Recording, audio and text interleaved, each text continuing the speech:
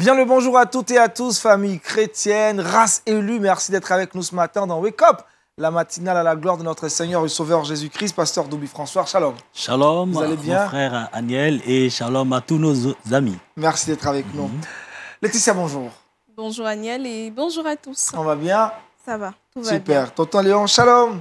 Shalom Aniel et shalom à tous nos amis. On va aussi super bien? Oui, on va bien. La semaine passée, cette semaine-là, la sexualité, c'est bien? Oui, bien. On poursuit le thème aujourd'hui, lumière sur la sexualité. Quels sont les hommes qu'on verra aujourd'hui? Oui, aujourd'hui aussi, on verra 4 autres aspects assez importants pour compléter la liste de la dernière fois, pour faire le point sur la généralité sur la sexualité. Oui. Avec Laetitia, dans Culture Actuelle, Trickbox, on parlera de quoi? Dans Culture Actuelle aujourd'hui, on parlera littérature, ce sera proposition d'ouvrage. Et dans le Trickbox, on donnera justement quelques autres astuces qui vont nous permettre de pouvoir nous débarrasser des insectes. Ah, les insectes ont chaud avec toi ces 2 jours. Hein. Attends, Laetitia veut nous tuer. Merci Laetitia. Restez donc avec nous pour voir toutes ces infos très très utiles. À présent, méditons ensemble.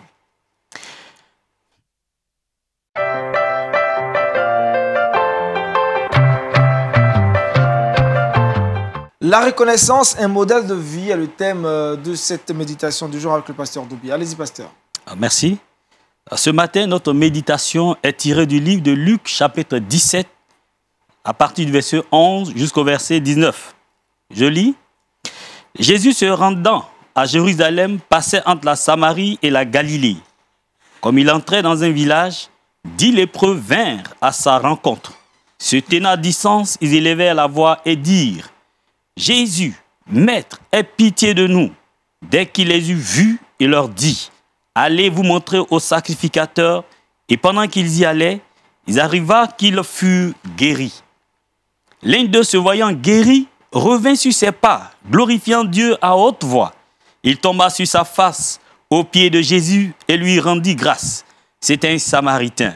Jésus, prenant la parole, dit: Les 10 n'ont-ils pas été guéris? Et les 9 autres, où sont-ils? Ne s'est-il trouvé que cet étranger pour revenir et donner gloire à Dieu?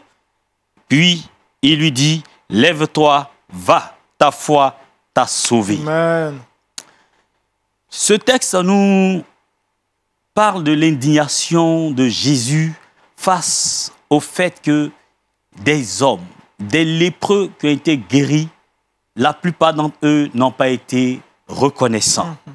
Aujourd'hui, notre société connaît ces mêmes réalités. Il y a quelques années de cela, les parents même qui ne connaissaient pas des élèves les recevaient comme tuteurs. Quand on affectait des élèves dans des villes, ils étaient reçus. Mais aujourd'hui, il est pratiquement difficile, pour ne pas dire impossible, de recevoir une personne qu'on ne connaît pas comme étant le tuteur de ce dernier. Pourquoi? Parce que beaucoup de ceux qui ont réussi aujourd'hui dans les études, qui travaillent, ne reviennent pas dans ces familles pour exprimer leur reconnaissance. Il y a des gens qui ont pris soin de certaines personnes, mais ces personnes n'ont jamais exprimé leur reconnaissance. Ici, dans ce passage, Jésus va exprimer son indignation face à 9 lépreux. La Bible dit que Jésus se rendait à Jérusalem. Et en cours de route, 10 lépreux crient: Jésus, Jésus, aie pitié de nous, guéris-nous. Mais de quoi souffraient ces 10 lépreux? La Bible dit qu'ils étaient lépreux. Il faut situer le contexte. À l'époque de Jésus, la lèpre était une maladie pratiquement incurable. Une maladie sale. Dans le livre de Lévitique, chapitre 13, verset 46, il est dit: Aussi longtemps qu'un lépreux aura la plaie, il sera impur. Il habitera seul. Sa demeure sera hors du camp. Donc, quand on découvre qu'une personne souffre de la lèpre, on t'isolait, on te séparait de ta femme, de tes enfants, de ta maison. Tu perds ton travail. Donc, c'était une maladie dangereuse. Si nous voulons comparer la lèpre aujourd'hui, peut-être nous pouvons parler de la Covid-19, n'est-ce pas? Quand on constate que tu fais cette maladie, on t'isole loin de ta famille. On te met dans un lieu et puis bon, on te traite là-bas. Donc, à cette époque-là, la lèpre faisait vraiment ravage. Et 10 lépreux se sont retrouvés en dehors de la ville. Il y avait une distance qui devait marquer. De loin, ils crient, Jésus, aie pitié de nous. Parce qu'ils voulaient être guéris. Il n'y avait aucune solution pour eux. Et certainement, ils ont reconnu que Jésus pouvait leur apporter la solution. Alors Jésus leur dit, allez vous présenter au sacrificateur. Pendant qu'ils y allaient, ils constata que leur peau est devenue pure, qu'ils ont reçu la guérison. La Bible dit que parmi les 10 plutôt, il y a un seul qui est revenu sur ses pas afin de remercier Jésus. Malheureusement, les 9 autres ne sont pas venus. Et la Bible dit, Jésus prenant la parole dit, les 10 n'ont-ils pas été guéris? Ça, Jésus a posé une question. N'ont-ils pas été guéris? Et les 9 autres, où sont-ils? C'est un cri de cœur. Aujourd'hui, c'est ce que beaucoup d'enfants de Dieu vivent. Ils n'expriment pas leur reconnaissance à Dieu après avoir bénéficié des faveurs, des grâces imméritées de la part du Seigneur notre Dieu. Ils demandent davantage. Au lieu d'être reconnaissants, ils ne font que demander. Suivons près. Celui qui est venu exprimer sa reconnaissance à Jésus, la Bible dit qu'il était un Samaritain. Et les 9 autres étaient des Juifs. Mais à cause de la maladie, la Bible dit qu'à cette époque, les Juifs n'avaient pas de relation avec les Samaritains. Mais la maladie a fait que les 10 se sont retrouvés ensemble. Et parmi ces 10 lépreux qui ont été guéris, c'est l'étranger, le Samaritain qu'on considère comme l'étranger, c'est lui qui est venu remercier le Seigneur. Et les 9 autres qui étaient Juifs, parce que peut-être ils se considéraient comme des gens de la maison. Ils méritaient la guérison. Ils sont Juifs, c'est pourquoi certainement ils sont partis. Et c'est ce qui se passe aujourd'hui dans les églises. Nous voyons des jeunes gens qui sont nés d'une famille chrétienne, ou des gens qui ont mis des années à l'église, dans la maison de Dieu, qui servent le Seigneur. Et parce qu'ils ont consacré toute leur vie au Seigneur, ils pensent qu'ils méritent des bénédictions dans la maison de Dieu. Je mérite tant, je mérite ceci, je mérite cela. Seigneur, pourquoi? Jusqu'à quand? Et ma bénédiction. Cela me fait penser au fils prodigue, lorsqu'il est revenu, après avoir dissipé les biens de son père, dans le livre de Luc chapitre 15, je crois bien. Quand il est revenu, pendant que son père se réjouissait avec sa maison pour le retour du fils perdu, l'aîné s'est mis en colère. Moi, je suis tout le temps dans ta maison. Je fais tout pour toi. Mais tu n'as même pas tué quelque chose pour moi. C'est celui qui a tout gaspillé. Qu'est-ce que je veux dire par là? En général, ceux qui sont de la maison n'expriment pas leur reconnaissance à Dieu quand le Seigneur les bénit. Jésus est indigné à cause de la réaction de ces 9 autres. Si nous voulons faire un calcul mathématique, sur 10 personnes, il y a toujours une personne, 1 sur 10, qui exprime leur reconnaissance. Et les 9 sur 10 n'expriment pas leur reconnaissance. C'est pourquoi la société d'aujourd'hui souffre. Beaucoup sont devenus méchants. Beaucoup ont fermé leurs portes. Et Dieu n'est pas content aussi quand ils ne sont pas reconnaissants vers lui. Il y a 3 attitudes que cet homme a posées quand il devait venir exprimer sa reconnaissance. Premièrement, il est revenu sur ses pas. Quand tu reconnais qu'une personne t'a fait du bien, que Dieu t'a fait du bien, reviens sur tes pas. Reviens vers lui. Certainement, tu es dans la joie. Tu veux exploser, tu veux aller fêter. Mais reviens d'abord vers la personne qui t'a fait du bien. Même si c'est ton père, c'est ton frère, reviens vers cette personne. Et la Bible dit, il lui rendit grâce, rendre grâce à Dieu, le remercier. Et la Bible dit qu'il se prosterna. Donc il s'est mis à adorer Dieu.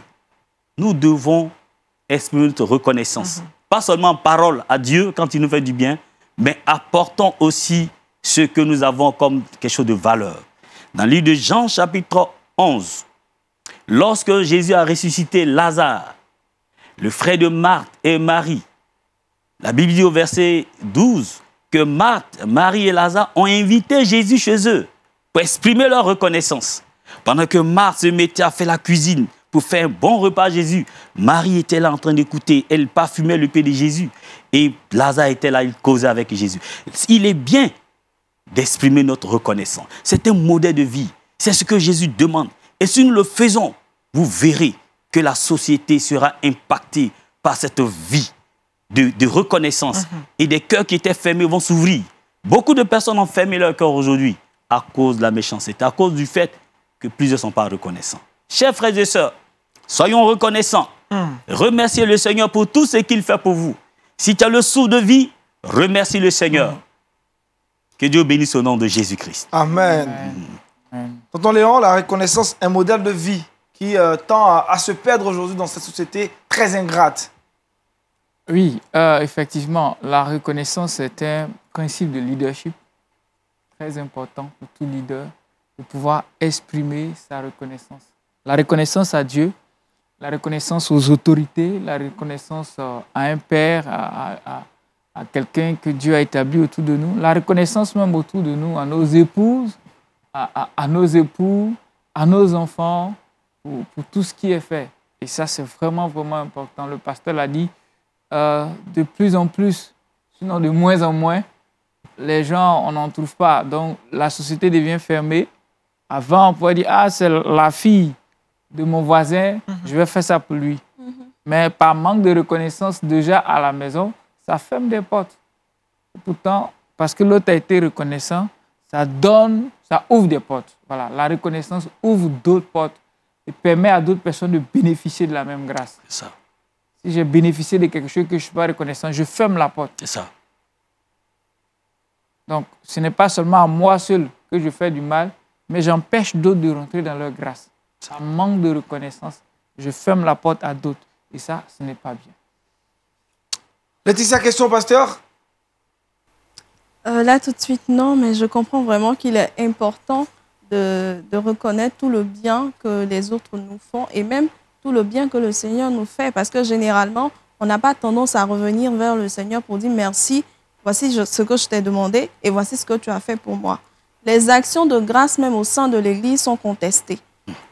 Donc, c'est vraiment important de non seulement dire merci à quelqu'un qui nous a fait du bien dans la vie, mais aussi de reconnaître la place de Dieu, la place que le Seigneur nous a donnée en tant qu'enfant de Dieu déjà, et au travers de toutes ces bénédictions-là, revenir vers lui, de revenir dans sa maison et puis lui dire merci Seigneur pour ce que tu as fait pour moi.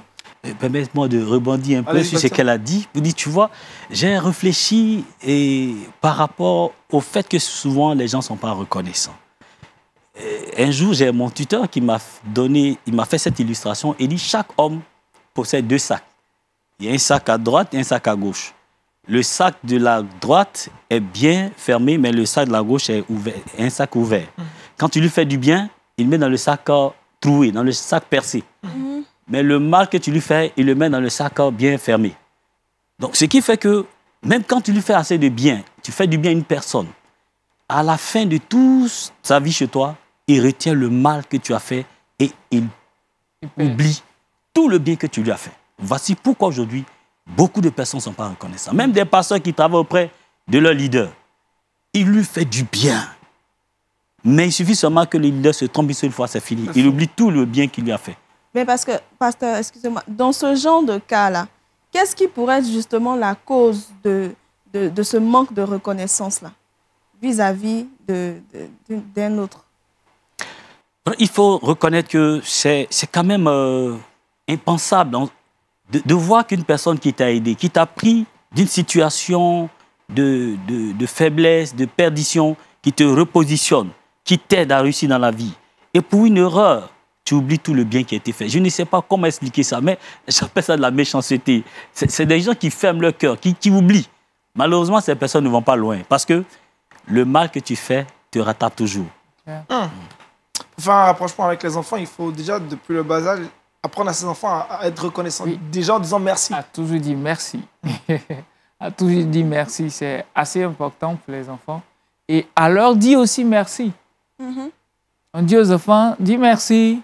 Mais nous aussi, on les envoie à longueur de journée, même le verre à côté, on peut prendre, mais on va l'interrompre dans son jeu. Écoute, viens me donner le verre. Il arrive le verre à côté. Bon, il te donne le verre.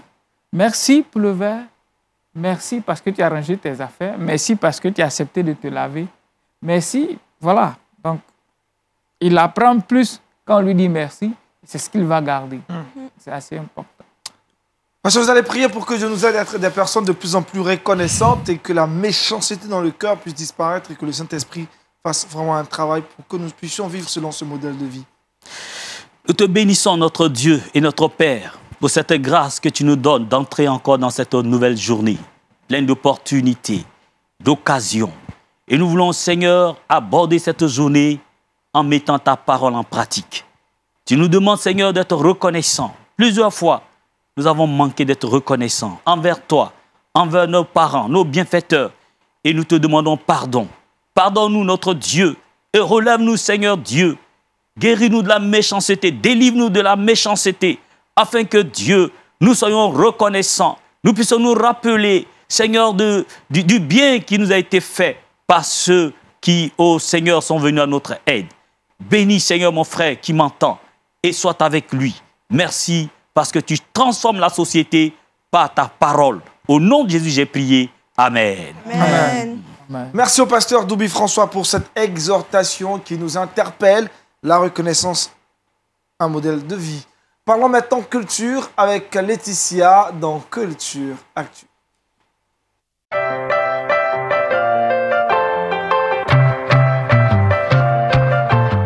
Pour ce mercredi, Laetitia nous propose un livre, un ouvrage. Donc, Effectivement, Aniel, aujourd'hui, j'ai décidé de partager avec vous cet ouvrage-là qui s'intitule « En sécurité dans le cœur du Père ». En sécurité dans le cœur du Père, c'est un parcours de 30 jours que l'auteur veut nous faire découvrir afin de pouvoir justement découvrir comment Dieu peut être un Père pour nous. L'auteur se nomme David Nolan. Il est directeur général du site du Top Chrétien. Il a publié plusieurs ouvrages dans lesquels il apporte un ton de théologien très accessible et passionnant. Au travers justement de cet ouvrage-là, il va nous inciter justement à délaisser la peur, l'angoisse, le doute et à partager l'amour, à recevoir l'amour de Jésus dans notre cœur et de faire de Jésus justement notre Père. Donc si nous mettons à côté de lui, à côté de son cœur-là, on va retrouver la sécurité, la tranquillité, et voilà, au travers justement des réflexions pratiques et des témoignages, l'auteur a pu faire de ce livre-là un guide pour toutes les personnes justement qui veulent se rapprocher de notre Seigneur Jésus-Christ. Alors, je voudrais inciter tout le monde à pouvoir avoir ce livre-là qui va permettre justement de pouvoir nous aider dans notre quête de gagner le cœur de Dieu, de gagner le cœur de notre Papa. Voilà. pasteur Dobien, un mot sur cet ouvrage. Oh, c'est bien de lire parce que, tu sais, nous ne sommes pas souvent habitués à la lecture. Et il y a quelqu'un qui disait, si tu veux cacher un trésor aux Africains, il faut le cacher dans le livre. Et celui qui se met à lire découvrira vraiment le cœur de Dieu afin qu'il puisse retrouver une vie sécurisée en Dieu. Une vie sécurisée. C'est certain que Tonton Léon a beaucoup lu et il est outillé pour nous parler de sexualité. Merci Laetitia. Merci Aniel. Où est-ce qu'on peut retrouver cet ouvrage? Sur toutes les plateformes de téléchargement légal, voilà, on peut retrouver cet ouvrage-là sous tous les formats, PDF, e-book, c'est disponible. Merci Laetitia. Il est temps pour nous de progresser sur la question de la sexualité. Parents, vous êtes là devant vos écrans, mais les enfants aussi sont là et vous pouvez l'écouter Tonton Léon aujourd'hui. C'est dans le Kids Time.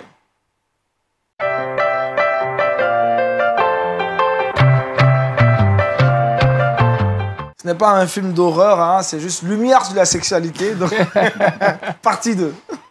Allez, on est avec toi. Tout à fait. Merci, Aniel. Ce n'est pas un film d'horreur. On parle d'un sujet assez intéressant, assez passionnant. Nous parlons de sexualité. Yes. Voilà. C'est quelque chose. Oui, et c'est biblique. C'est la Bible qui en parle. C'est un projet de Dieu. Ça vient du cœur de Dieu. Donc, on devrait comprendre la sexualité comme Dieu le voit, comme Dieu le comprend. Voilà, donc, c'est ce qu'on essaie de faire. Et la semaine dernière, nous avons abordé 4 points. Nous avons dit que la sexualité est un projet de Dieu. Voilà. Quand il a créé Adam et Ève, soyez féconds. Mais d'abord, il les a bénis. Tout ce que Dieu fait est bon. Tout ce que Dieu fait est beau. Donc, rien de ce que Dieu n'a créé ne souffre d'une situation négative. Donc, si c'est Dieu qui a créé la sexualité, elle est belle. Donc, on ne devrait pas se sentir complexé d'en parler. Dieu fixe un cadre. Tout ce que Dieu établit comme principe a toujours un cadre. OK? Il y a toujours une manière de faire. Et le mode d'emploi, puisque c'est lui qui l'a créé, c'est lui qui dit comment est-ce qu'on doit pouvoir le faire. Le mode d'emploi est différent du cadre. Le cadre, c'est ça. C'est dans ce cadre que ça doit se faire. Même dans le cadre, il y a une manière de faire. Même dans le cadre du mariage, on l'a dit, c'est dans le mariage seulement qu'on est habilité à avoir des rapports sexuels hommes et femmes, mari et femme. Voilà. L'homme quittera son père et sa mère, s'attachera à sa femme, donc à une femme. Donc tout ça, c'est réglementé par Dieu. Donc la sexualité n'est pas guidée, n'est pas orientée par les hommes, par les nations, par les puissants de ce monde, par le droit de l'homme, droit de temps et tout ça. Donc c'est ce qui fait qu'aujourd'hui on a des dérives. Donc, il faut pouvoir recadrer les choses. Aujourd'hui, nous continuons dans cette série de généralités sur la sexualité. On verra aussi 4 aspects, notamment en matière d'attirance. Quand on parle de sexualité, il y a une question d'attirance, une question de fusion, une question de l'être qui part vers l'autre, puisqu'il y a une rencontre. Cet aspect-là est important, on doit pouvoir le présenter aux enfants. Là, vous voyez qu'on est en train de toucher beaucoup plus l'aspect intimité. Voilà. Et la Bible est claire sur le sujet. Dans le livre de Proverbes, dans le livre des Cantiques, il y a plusieurs passages qui parlent de l'attirance, des relations. Je ne sais pas si Laetitia peut nous lire Proverbes 5, 19. Proverbe 5, verset 19. Biche des amours, gazelle pleine de grâce, sois en tout temps enivré de ses charmes, sans cesse épris de son amour. Alléluia. Amen. On n'est pas une célébration de mariage, rassurez-vous. Mais juste relever au travers de ce passage-là toute la beauté de l'expression des sentiments, du corps à corps et tout ce qui est lié à la sexualité. Ces choses, on peut le présenter, on doit le présenter à nos jeunes. Ces choses sont dans la Bible. Ce n'est pas sur télénovela, il va l'apprendre à déclarer son amour à une sœur. Notre Dieu est amour. Et il est le plus grand amoureux. Dieu est amoureux de nous. Il est amoureux de ses créatures. La Bible nous a tellement aimés, il a tant aimé le monde au point où il allait à l'extrême. Ce qu'il fallait faire, c'est de mourir pour nous. Donc, présenter aux jeunes la sexualité comme un élément important, une manifestation pratique de tout ce qui est amour important. Beaucoup de nos jeunes aujourd'hui pensent que tomber amoureux est un péché. C'est faux. Il faut le corriger. Moniteurs, parents, il faudrait que nos jeunes, lorsqu'ils commencent à ressentir les premiers sentiments pour une fille ou bien pour un garçon, ils arrivent à venir partager. Il faudrait qu'on travaille à cela. Dire, ah papa, il y a telle fille qui m'intéresse. Ah bon, elle est comment? Elle est belle, elle est ravissante. Est-ce que tu penses que c'est elle et tout ça? Mais si ils n'arrivent pas à venir partager cela avec nous, avec qui donc ils partagent? À un moment donné, Dieu nous a créés avec des sensations, avec des émotions, avec même des hormones dans nos corps, naturellement, biologiquement, qui vont créer une certaine attirance, au-delà de toute considération spirituelle. Donc, respectons naturellement ce que Dieu a créé. Ce magnétisme-là. Oui, c'est ça. Biologiquement, on est appelé à être attiré par une femme. Comme la femme est appelée à être attirée par un homme. Yes. Il faut le reconnaître, il faut le respecter, il faut l'accepter d'abord comme tel, à sa juste valeur. Bien sûr. Pourquoi les chrétiens, on va toujours beaucoup plus loin. C'est vrai qu'il y a le danger. Mais déjà présenter cette beauté aux jeunes, il est bon d'être amoureux. Tu as des sentiments pour une fille, c'est une belle chose. Moi, je dis souvent à mes jeunes, si jusqu'à tes 14, 15, 16 ans, 18 ans, tu n'as jamais ressenti des sentiments pour un garçon, une fille t'a pas attiré, en tout cas le sexe opposé t'a pas attiré, viens, on va prier pour toi. Et ils en rient, c'est ça, ils en rient.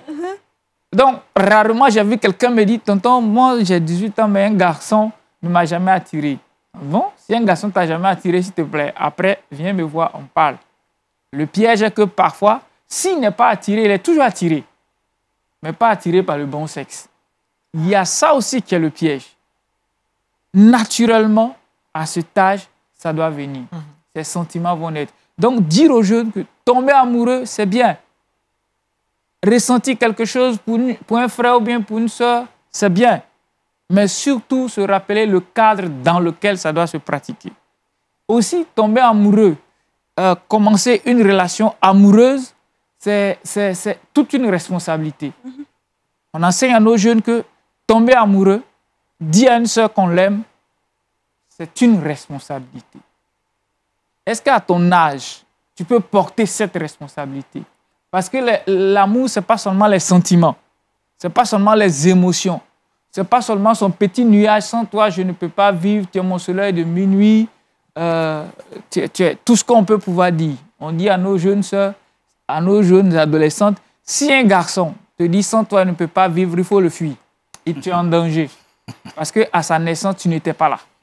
On n'a pas eu besoin de lui.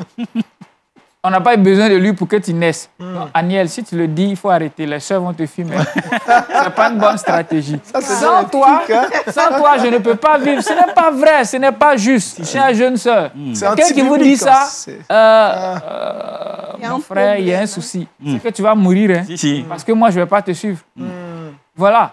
Donc, ces choses-là, ils doivent pouvoir prendre exemple sur des personnes qui s'aiment, ok? Des frères et sœurs qui sont amoureux, des parents qui sont amoureux, donc ils voient le modèle de ce que être amoureux, être aimé et se sentir aimé. Tout ça, c'est des aspects pratiques de la sexualité. On ne s'est pas encore retrouvé sur un lit. Non, on ne s'est pas encore retrouvé nu dans une chambre. Et ces choses-là, on devait pouvoir présenter à nos jeunes la beauté d'aimer et d'être aimé. Et s'ils ressentent ça, on dit waouh, ces choses-là, je les ressentirai dans le mariage. Donc, un point aussi important, c'est que la sexualité, le fait d'aller entre hommes et femmes, le fait d'aller ensemble, est une forme d'adoration. Dis à nos jeunes que chaque fois que je vais avec ma femme, j'obéis à ce que Dieu a dit. Donc, toute obéissance est une forme d'adoration. Alors, chaque fois que je vais avec un homme ou avec une fille et que ce n'est pas dans le mariage, je suis en train toujours d'adorer. Maintenant, qui est-ce que j'adore? Donc, chaque fois que tu vas avec une fille et que ce n'est pas dans le cadre du mariage, tu es tout en train d'adorer. Il y a une adoration. Est-ce que tu adores le Dieu de la sexualité ou bien tu adores le Dieu du mensonge contre la sexualité? Il y a ces deux-là. Donc, quand les jeunes prennent cette responsabilité, à chaque fois que je vais à une fille, je suis en train d'adorer. Donc, quand je fais mon plan pour aller avec une fille ou bien un garçon, je suis en train de me préparer un culte. C'est un culte voué à Dieu ou bien un culte voué à autre chose que je ne veux même pas nommer ici. Donc, la sexualité, c'est l'adoration. Et dans la sexualité, il faut reconnaître aussi l'aspect intimité et plaisir. Donc, Dieu n'est pas un Dieu qui est contre les plaisirs, qui est contre les affinités. Il a créé un cadre pour ça, pour que l'autre se sente en sécurité, pour que la joie soit partagée. Alors, est-ce que quand toi tu finis, tu es en joie? Est-ce que ce plaisir-là, tu peux le partager à tout le monde? Est-ce que ce plaisir-là, tu peux t'en réjouir après? Sinon, comment tu te sens? Ces questions-là font réfléchir un jeune. Ça l'aide mieux à dire non. C'est plus sérieux que ça que de me retrouver dans une chambre ou bien quelque part avec une fille. Ça va plus loin que ça. Il y a aussi l'aspect procréation. Dans le projet de Dieu, soyez féconds. Multipliez-vous. Remplissez la terre. Donc, l'aspect procréation est un but de la sexualité selon Dieu. Donc, à chaque fois que tu vas avec une femme ou un homme, vous pouvez procréer. L'option d'avoir un enfant, qu'une grossesse vient, est normale. Donc, à chaque fois que je vais avec ma femme, en tout cas dans le cas du mariage, on peut arriver à là. Donc, est-ce que je m'attends à ça? Pourquoi aujourd'hui, les gens ont peur de grossesse? Et puis, vous voyez, un mensonge dans le domaine de la sexualité, c'est permettez-moi les femmes, quand la femme a ses menstrues, OK, on dit quoi? Bon, je ne me tourne pas vers Aniel, je ne sais pas ce que c'est. Hein? Laetitia, qu'est-ce qu'on dit généralement? Elle est dans sa mauvaise période. Non, pourquoi elle est dans sa mauvaise période? C'est la bonne période où elle doit être féconde. Amen.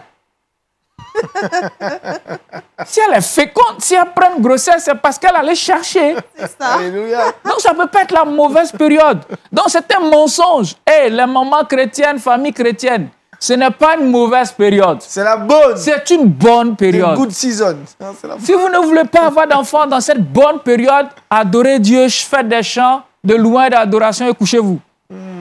Mais c'est une bonne période. L'ennemi a menti pour dire non, c'est une mauvaise. C'est pas une mauvaise période.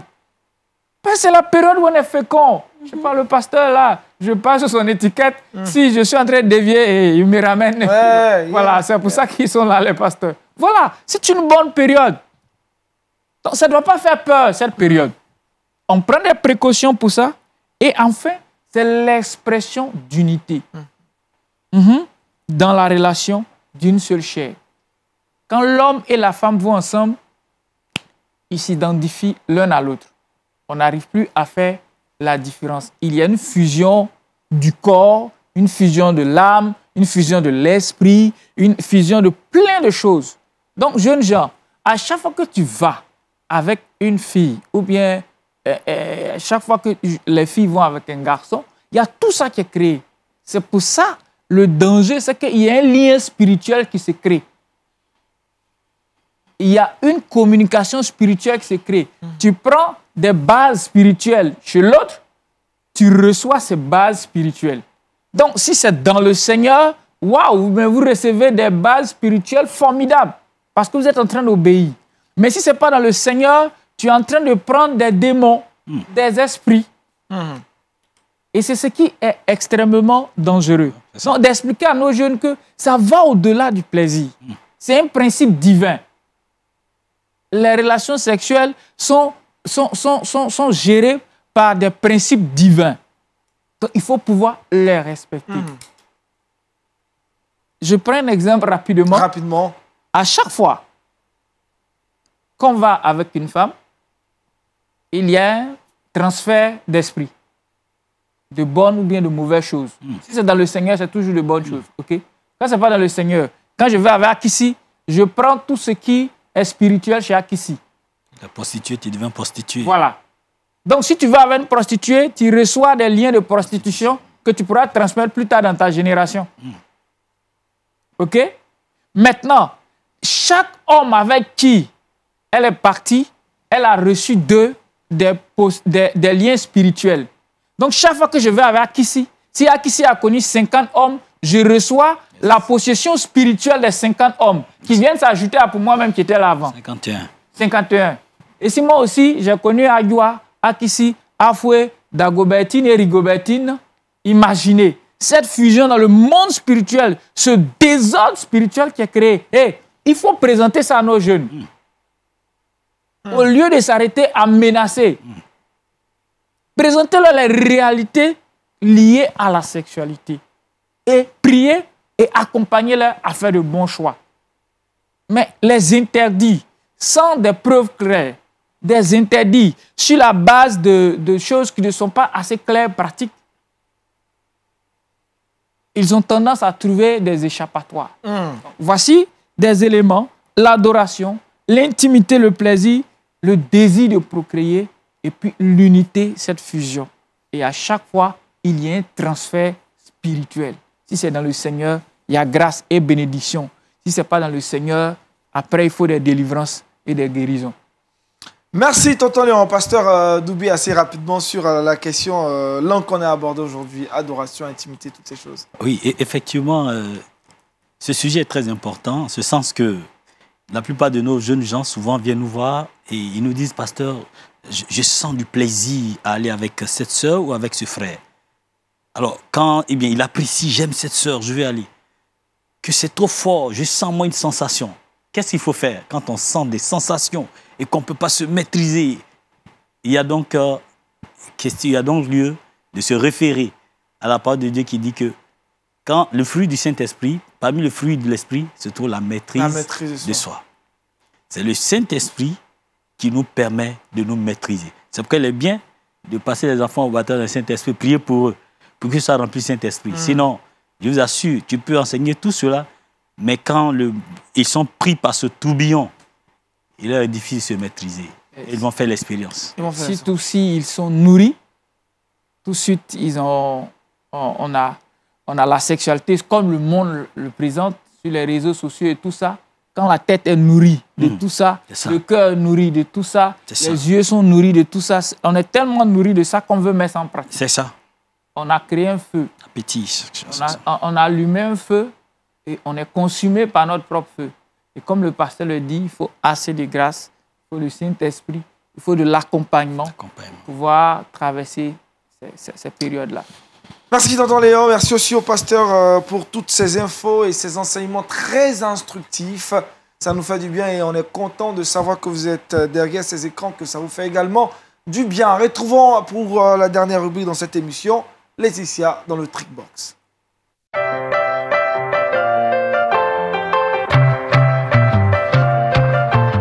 La guerre contre les insectes a été lancée depuis la semaine dernière et Laetitia est revenue avec des armes encore très lourdes pour débarrasser nos maisons de tous les insectes à la maison. Oui, on va mener cette bataille-là et je suis sûre qu'on sera victorieux. Amen. Voilà. Alors, comme Aniel l'a dit tout à l'heure, aujourd'hui, c'est la seconde partie des astuces qui vont nous permettre de pouvoir nous débarrasser des insectes. Première des choses qu'on pourrait utiliser, c'est l'ail. On va utiliser l'ail car l'ail est un puissant répulsif. Il est très efficace, justement, contre les moustiques. Donc, on va mettre quelques morceaux d'ail dans les coins de la maison et on va voir que cela va nous permettre de pouvoir nous débarrasser des moustiques. Voilà. Deuxième des choses qu'on va faire, c'est qu'on va utiliser de la menthe poivrée. La menthe poivrée va nous servir, justement, généralement pour aromatiser nos salades, nos compositions à la maison. Mais on pourra utiliser cette menthe-là également pour pouvoir repousser tout ce qui est nuisible au sein de notre maison, dans notre jardin et tout. On va juste passer cela, mettre l'odeur, répandre l'odeur un peu partout. Et on va constater justement que les insectes se seront dispersés un peu. La troisième des choses qu'on va faire, c'est qu'on va utiliser les clous de girofle. On en a déjà parlé une fois sur ce plateau. Alors, les clous de girofle vont nous permettre de nous débarrasser des guêpes et des moustiques. On peut utiliser ces clous de girofle là avec de l'oignon. Donc, on va faire bouillir un peu d'oignon et on va mettre quelques clous de girofle dans l'oignon. Ça va permettre de répandre le parfum et justement de pouvoir nous débarrasser des moustiques, des mouches et tout ça. On peut également mettre quelques clous de girofle dans un bocal qu'on va déposer sur une table, quelque part dans la maison. Et on va constater aussi que les moustiques, les mouches et les nuisibles se seront dispersés. Voilà. Donc aujourd'hui, dans le Trickbox, les astuces qui vont nous permettre d'éloigner les insectes, c'est d'abord l'ail. Et deuxième des choses, la menthe poivrée. Et la troisième des choses qu'on pourrait utiliser, les clous de girofle. Voilà. Merci Laetitia. Ils t'en veulent, les insectes, ça pleut actuellement. Oh, c'est chaud là. Mais ils nous fatiguent, ils nous dérangent. Ils nous fatiguent souvent. Tonton Léon, la semaine prochaine, on continue sur cette lancée. Oui. On verra quoi maintenant? On va avoir des aspects plus pratiques. Voilà, je garde le secret, le suspense pour les prochaines fois. Là, on a vu des généralités, mais on va voir des aspects plus pratiques. On passe à la pratique maintenant. Tout à fait. Comment bien faire les choses. Allez, le verset boussole. Le verset boussole avec... Le verset boussole d'aujourd'hui, c'est en Luc 17, le verset 19, qui dit ceci. « Puis, il lui dit, lève-toi, va, ta foi t'a sauvé. » La reconnaissance est un modèle de vie. Le pasteur Doubi nous a fortement instruit sur cette valeur. On prie Dieu que Dieu nous aide vraiment au cours de cette journée à être reconnaissante envers les personnes qui nous feront du bien. Merci, pasteur, pour cette exhortation. La reconnaissance est un modèle de vie. Merci à tonton Léon. On continue et on poursuit toujours sur la question de la sexualité. La lumière est allumée sur la sexualité. Beaucoup de zones d'ombre sont aujourd'hui éclairées. Et on croit bien que derrière, il y a des transformations de vie qui sont opérées. Merci donc à Laetitia, à toute l'équipe de production, de réalisation de Wake Up. Ce fut encore un bonheur de commencer cette journée avec vous. Excellente suite de programmes sur LMTV. La vie chez vous. Shalom.